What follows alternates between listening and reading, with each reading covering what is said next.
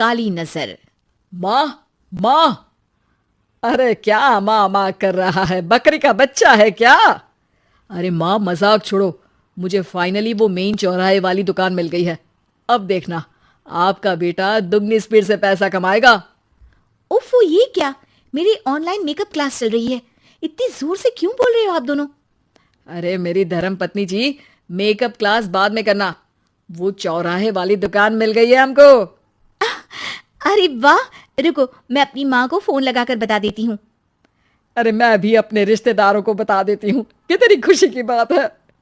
हाँ हाँ, मैं भी अपने दोस्तों को बता देता हूँ। 1 हफ्ते बाद रजिस्ट्री है। बस, घर में खुशी का मौका था। उन तीनों ने अपने अपने फोन उठाए और लोगों में बात फैलाना शुरू कर दिया। और रही सही कसर, श्वेता बहू ने अपने पड़ोस में सबको बताकर कर दी। अरे वर्मा आंटी, अब हम भी जल्दी कार ले लेंगे। घर का रेनोवेशन होगा और ठाट से रहेंगे हम भी। अरे, ऐसा क्या हुआ? लॉटरी बाटरी लग गई है क्या? अरे, इस बार चौराहे वाली मॉल में हमको भी दुकान मिल गई है।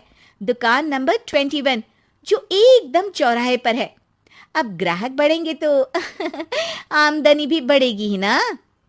अरे वाह, कितनी खुशी की बात है। मैं बहुत खुश हूँ तुम्हें इतना खुश देख के। बाकी एक बात कहूँ, सबको मत बताते फिरना। किसी की नजर लग जाएगी तो खुशी की खबर वापस लौट जाएगी। हैं? ऐसे थोड़ी ना होता है। अब डरा रही हो? अरे सही कह रही हूँ। काली नजर कहते हैं इस चीज को, जब आप किसी को कुछ बताओ और वो काम बिगड़ जाए। अरे लेकिन मैं तो। तुमने सबको बता दिया ना? हाँ, फोन लगा लगा के। अब बच के रहना। काली नजर बड़ी खतरनाक होती है। श्वेता इतनी खुश रहती है कि वो वर्मा आंटी की बात पर ध्यान ही नहीं देती, जबकि पड़ोस में और भी लोगों से खुशी की खबर शेयर करती रहती है। अगले दिन राजेश बहुत दुखी होकर घर आता है। अरे बेटा, क्या हुआ? मुंह क्यों सूजा हुआ है? मधुमक्खी ने काट लिया क्या? माँ, वो दुकान किसी और के पास चली गई। किसी ने ज्यादा भाव लगा दिया। अरे पर बात तो आपसे हुई थी ना उस दुकान वाले की। हाँ, आज मैं टोकन अमाउंट देने गया था, तब मुझे पता चला। कोई आकर सुबह मुझसे पहले ही ज्यादा अमाउंट दे गया। काली नजर। क्या? क्या कहा? वर्मा आंटी ने समझाया था कि किसी को बताना मत, वरना काली नजर लग जाएगी। अच्छा, तुम्हें उनकी बात मान लेनी चाहिए थी। उनकी बात मान लेती, लेकिन उसके पहले ही सबको बता चुके थे ना हम तीनों। अरे अगली बार से ध्यान रखेंगे। कोई भी नई चीज होगी तो किसी को नहीं बताएंगे। तीनों कुछ दिन ऐसे ही रहते हैं, पर एक दिन श्वेता को एक मेल आता है। राजेश, मेरा ऑनलाइन मेकअप कोर्स कंप्लीट हो गया। अब मैं खुद का पार्लर खोल सकती हूँ। अरे वाह, अपने मोहल्ले में ही खोलते हैं। ये जो घर के सामने दुकान है ना, वहीं। हाँ, यहाँ सस्ती भी मिल जाएगी। अगले दिन श्वेता वर्मा आंटी के पास जाती है, मिठाई का डब्बा लेकर। अरे आओ आओ, कैसे आना हुआ? जोर से नहीं बोलूंगी। वो सामने वाली दुकान है ना, वहां मैं अपनी पार्लर की दुकान खोलने वाली हूँ। उसकी मिठाई है। अरे वाह, बहुत बधाई हो तुमको। हाँ, मैं कमाने लगूंगी तो राजेश पर पूरे घर का बोझ नहीं रहेगा ना आंटी जी। ये तो है। पर ये बता कि तूने ये बात किसी और को तो नहीं बताई ना? अरे नहीं नहीं, पिछली बार गलती कर दी थी। काली नजर लगी किसी की और राजेश के हाथ से वो दुकान चली गई थी। सबको मत बताना। चलो मैं चलती हूँ, कल दुकान की बात करने भी तो जाना है। अगले दिन श्वेता दुकान के लिए मालिक से बात करने जाती है। अरे लेकिन दुकान तो हम कल रात को ही किसी को दे चुके हैं। कल ही? हाँ, कल ही। 2 दिन बाद कोई यहाँ पार्लर भी खोल लेगा। आप कहीं और दुकान देख लीजिए। अरे पर हमको भी तो पार्लर ही खोलना था। हाँ भाई, ये एक ही दुकान है, आधी आधी तो नहीं दे सकता ना मैं। राजेश और श्वेता घर पर हताश होकर आ जाते हैं। इस बार तो किसी को बताया भी नहीं था। अब किसकी काली नजर लग सकती है? सुनो, तुमने माँ को बताया था क्या? अरे कैसी बात कर रही हो? माँ की नजर थोड़ी ना लगेगी। पक्का तुमने किसी को नहीं बताया था ना? सिर्फ वर्मा आंटी को बताया था। उन्होंने ही मुझे किसी को नहीं बताने को कहा। अरे यार, तुम भी सही हो। मेरी माँ को नहीं बताने को कह रही हो, पर वर्मा आंटी को बताना तुम्हें जरूरी लगा। अरे वर्मा आंटी ने ही तो काली नजर के बारे में बताया था ना। वो हमेशा हमारा भला ही तो चाहती हैं। मेरी माँ भी हमारा भला ही चाहती है। अरे पर चिल्ला क्यों रहे हो?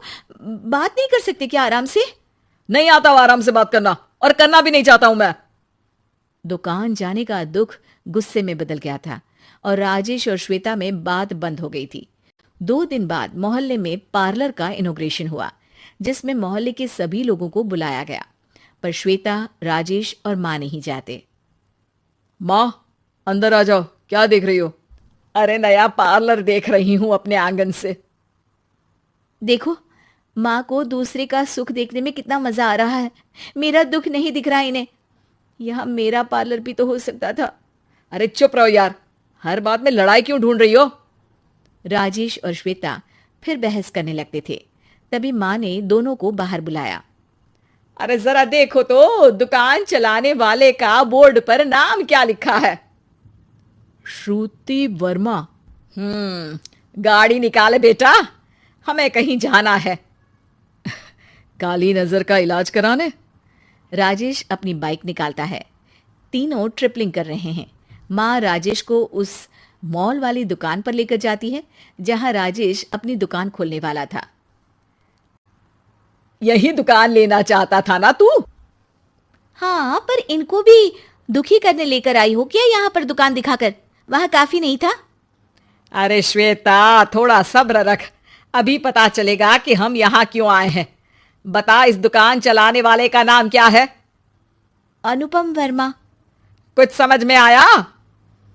वो दुकान वाली श्रुति वर्मा, ये दुकान वाला अनुपम वर्मा, और हमारे पड़ोस में हमने उस दुकानों के बारे में बताया किसको था? वर्मा आंटी को। मतलब वर्मा आंटी ही हमारा काम बिगाड़ रही है? नहीं नहीं, ऐसा नहीं हो सकता। ये बस इत्तेफाक है। राजेश अपना फोन निकालता है और श्रुति वर्मा और अनुपम वर्मा के नाम फेसबुक पर सर्च करता है, जहां ये दोनों ही वर्मा आंटी के रिश्तेदार होते हैं। श्वेता को समझ में आ जाता है कि वर्मा आंटी की ही नजर काली नजर है। अब क्या करना है? कोई भी खुशी की खबर हो तो काली नजर से बचना है, यानी वर्मा आंटी से बचना है। अरे पर मुझे ये समझ में नहीं आया कि वो हमारे साथ ऐसा क्यों करेंगी। अरे बेटा, एक सीख है, दूर के आदमी को आपकी तरक्की से कम परेशानी होगी, पड़ोसी को ज्यादा। दोनों माँ की बात में हामी भरते हैं और अगला काम चुपचाप करने की कसम खाते हैं, ताकि आगे से वर्मा आंटी कोई काम ना बिगाड़ सके।